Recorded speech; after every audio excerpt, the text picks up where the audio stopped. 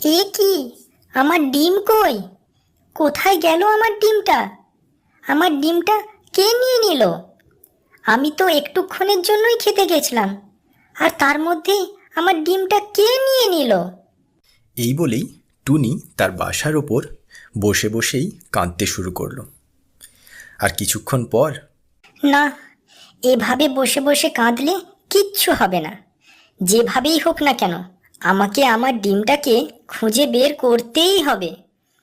কিন্তু এত বড় জঙ্গলে কোথায় খুঁজবো আমার ডিমটাকে?